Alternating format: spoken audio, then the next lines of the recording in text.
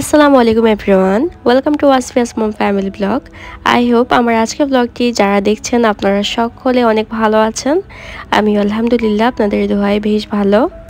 আমি আগের মতো রেগুলার ব্লগ আপলোড করতে পারছি না, আমার প্রিয় আপুরা আমাকে ভুলে যাবেন না। আমি চেষ্টা করছি আগের মতো ভিডিও দেওয়ার, বাট কোনোভাবেই সম্ভব হচ্ছে না। তবে ইনশাআল্লাহ আমি চেষ্টা করব আগের মতো করে ভিডিও আপলোড করার। আপনারা সবাই আমার জন্য দোয়া করবেন। দেওয়ালে টাঙানো যেগুলো পেন্টিং দেখতে পাচ্ছেন এগুলো করেছে আমার ননাসের মেয়ে মিহা। ও মাশাআল্লাহ এত সুন্দর করে পেন্টিং করতে পারে, মাঝে মধ্যে আমরা নিজেরাই অবাক হয়ে যাই।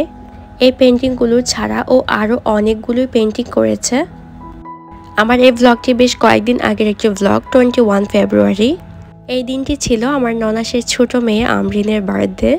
আসলে বিভিন্ন ঝামেলার কারণে ব্লগ এডিটিং করা, ভয়েস দেওয়া এসব কিছুই হয়ে ওঠেনি, সেজন্য আমার ব্লগটিও আপলোড করা হয়নি।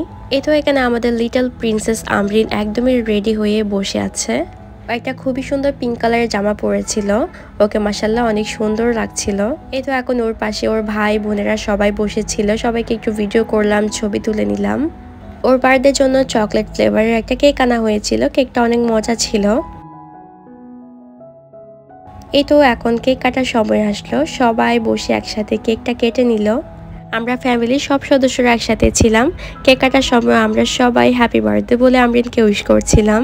আমি আবারও বলছি হ্যাপি বার্থডে মামুনি, তুমি জীবনে অনেক বড় হও, অনেক কিছুই অর্জন করো। তোমার জন্য অনেক অনেক দোয়া এবং ভালোবাসা রইল।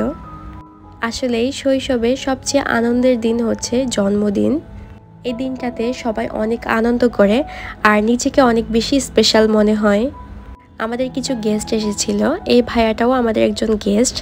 তবে ভাইয়াটা অসম্ভব একজন ভালো মানুষ, উনিও আমাদের একজন ফ্যামিলি মেম্বার্সের মতোই, এর চেয়ে কম না। এরপর এক একজন বসে আমরিনকে কেক খাইয়ে দিচ্ছিল। আমরিন তো নিজেকে অনেক বেশি স্পেশাল ফিল করছে। এখন আমরিনের দুই পাশে বসলো আমরিনের দুই ছোট মামা, যারা সবসময় আমরিনদের সাথে দুষ্টুমি করতে থাকে। আর যতবারই কেউ বসে আমরিনকে কেক খাওয়াবে ততবারই মুস্কান বসে হাজির কেক খাওয়ার জন্য। আসলে আমার মেয়েটা এত বেশি সুইট লাভার, ও এত বেশি সুইট খেতে পছন্দ করে বলার মতো না। এখন আমরিনের দুই পাশে বসলো আমরিনের দুই ভাই বোন, যেখানে আমরিন সবসময় ওদের সাথে ঝগড়া করতে থাকে, আজকে খুবই সুন্দর করে বসে কেক খাচ্ছিল। এখন আমরিনের সব কাজিনরা বসলো ওর পাশে। আসলে বার্থডের সময় বাচ্চাদের মূল আকর্ষণ থাকে কেকের উপরে। দেন আমাদের যে ভাইয়াটা এসেছিল গেস্ট হিসেবে, উনি ওনার ছেলেকে নিয়ে বসলো। এরপর এন্ট্রি হলো আমার শাশুড়ি মায়ের, উনি খুবই সুন্দর করে শাড়ি পরে সাজুগুজু করে এসেছে, মাশাআল্লাহ খুবই সুন্দর লাগছিল।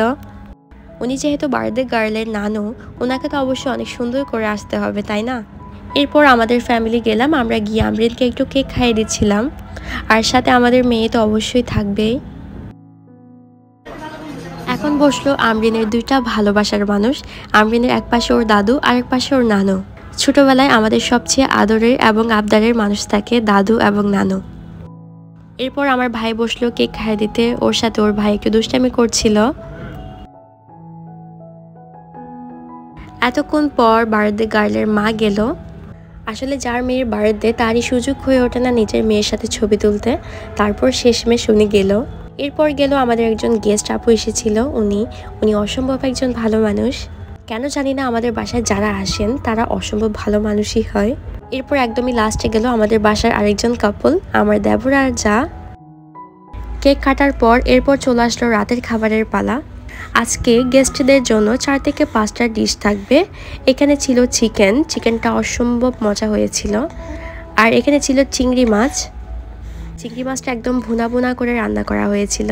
এরপর ছিল গরুর মাংসটা একটু ঝোলঝোল করে রান্না করা হয়েছে। এইখানে ছিল ডিমের কোরমা আমার তেমন একটা ভালো লাগে না, তবে এটা অনেক মজা হয়েছিল। এইখানে এখন আমি সব খাবারগুলো বাটিতে সার্ভ করে দিচ্ছিলাম। প্রথমে আমি চিকেনগুলো সার্ভ করছিলাম। চিকেনগুলো দেখতে এতটা লোভনীয় লাগছিল, মাশাআল্লাহ। দেখতে যেমন লোভনীয় হয়েছে, খেতেও অসম্ভব মজা হয়েছিল। এরপর গরুর মাংসটাও একটা বড় বাটিতে করে বেড়ে নিচ্ছিলাম। মাশাল্লাহ গরুর মাংসটাও অনেক মজা হয়েছিল। দেখেই বোঝা যাচ্ছে আজকের প্রত্যেকটি খাবারই অসম্ভব মজা হয়েছিল। আর ছিল রূপচাঁদা মাছ, রূপচাঁদা মাছগুলো ফ্রাই করা হয়েছে। সব খাবারগুলো টেবিলে সার্ভ করে দেওয়া হয়েছিল। খাবারগুলো সার্ভ করার জন্য আমার দেবরটা আমাকে অনেক হেল্প করেছে। এরপর ছিল পোলাও ভাত। এখানে 5 কেজি পরিমাণে পোলাও ভাত ছিল। পোলাও ভাতের মধ্যে ঘিয়ের পরিমাণটা একটু বাড়তে হয়েছিল, তবে খেতে অনেক ভালোই হয়েছিল। পোলাও সার্ভ করে দিলাম। এখন সব খাবারগুলো সার্ভ করা হয়ে গিয়েছে। সব খাবারগুলো টেবিলে দেওয়ার পর অনেক সুন্দর লাগছিল। এরপর সালাদ তো অবশ্যই থাকবে, শসা আর লেবু কেটে দেওয়া হয়েছিল।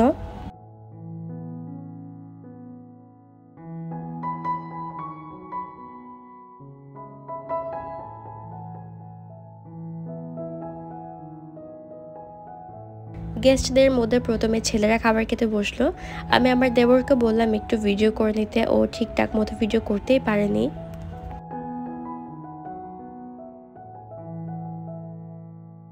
এখন বসলো মেয়েরা খাবার খেতে। এই পর্যায়ে আমি সুন্দর মতো একটু ভিডিও করে নিলাম আর সবাইকে ঠিকঠাক মতো সার্ভ করে দিলাম। রাতের খাবার শেষে ছিল কোল্ড ড্রিঙ্কস, ফিরনি আর ফ্রুট ছিল। সবাই অনেক খুশি হয়েছিল আর মাশাল্লাহ আজকের পুরো দিনটা অনেক ভালোভাবেই কেটেছে। আমি আমার ব্লগটা এখানেই শেষ করব। সবাই ভালো থাকবেন, আমার পুরো ফ্যামিলির জন্য অনেক দোয়া করবেন। আর আজকে যার বার্থডে অবশ্যই আমরিনের জন্য অনেক অনেক বেশি দোয়া করবেন। আর আমার আজকের ব্লগটি যদি ভালো লেগে থাকে তাহলে একটা লাইক দিয়ে যাবেন, আর নতুন হলে সাবস্ক্রাইব করবেন। আল্লাহ হাফেজ, আসসালামু আলাইকুম।